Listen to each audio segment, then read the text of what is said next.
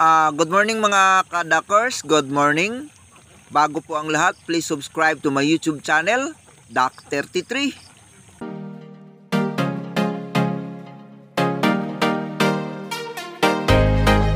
Pakihit naman ang notification bell upang updated kayo sa mga video ko pang may upload.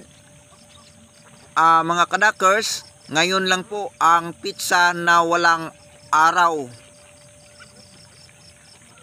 Dahil umuulan po mga kadakers. December 1.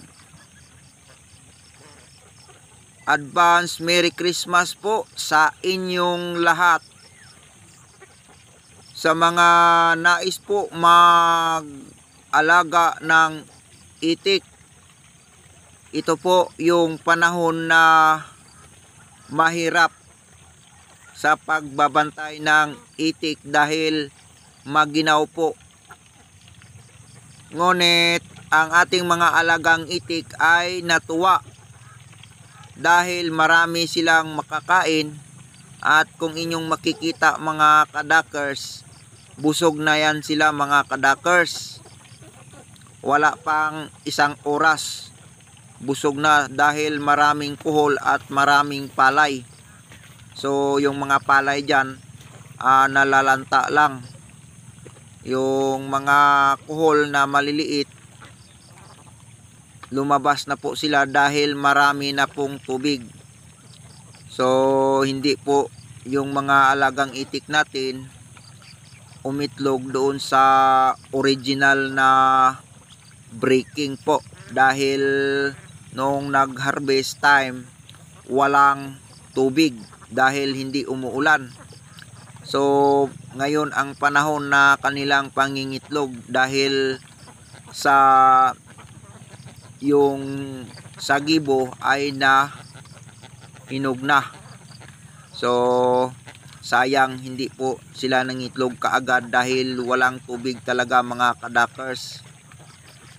Nakaitlog sila ngayon dahil na po ito sa sagibo. Yung palay na na-harvest at lumabas yung kaniyang second generation. So yan lang po ang nakapagpaitlog sa kanila sa ngayon. At hindi na ito magtagal mga kadakers ay magsisimula na silang magtrabaho sa palayan, sa kanilang mga sakahan mga kadakers. Kaya lang dito sa ating area ay hindi pa sila kaagad gumagalaw kasi hinihintay pa yung baha, dahil sa tuwing December or January ay mayroong baha dito sa lugar na ito mga kadakers. Kaya pinagpaliban muna ng mga magsasaka ang kanilang pagtrabaho sa kanilang sakahan.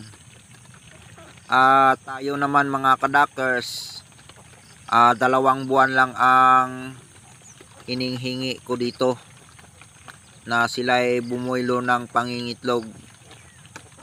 Kikita pa rin tayo mga kadakers dahil wala po tayong gastos sa ngayon. So lahat na pagod natin sa ngayon ay mababawi na natin mga kadakers dahil hindi na po tayo nagagasto at wala na rin tayong kapaguran dahil umuupo-upo lang tayo sa duyan. Kapag maulan, hindi po tayo pwedeng mag-ani ng sagibo dahil mabasa. Pero mga kadakers, sa tuwing maganda ang panahon, habang kumakain yung mga alagang itik natin, umaani po tayo ng sagibo para mayroon tayong ipakain sa kanila sa tuwing magkukulong po tayo, para makatipid po tayo sa mga mamahaling feeds mga kadakers. So sa ngayon mga kadakers, habang umuulan ay dito tayo umuupo sa duyan. Kasama po yung duck girl natin, si EJ Mix Vlog, dito sa aking tabi mga ka-duckers. Dahil wala po tayong tagabantay mga ka-duckers, sinasarili lang natin pagbantay ang mga alagang itik natin mga ka-duckers. Dahil kung mayroon tayong tagabantay mga ka-duckers, magsahod pa tayo ng tao. So hindi naman marami yung mga alagang itik natin dahil wala na damage talaga noong nakaraang December. So hanggang dito lang muna mga ka-duckers. Thank you very much sa inyong lahat. At sa lahat ng mga subscribers ko po, thank you sa inyong lahat. Sa mga viewers po na hindi pa nakapag-subscribe, paki-subscribe nyo naman po. At paki-share naman yung mga video natin. At paki-follow naman po yung ating FB mga ka-duckers, Jomar Alba. Thank you very much. Thank you for watching. See you next vlog.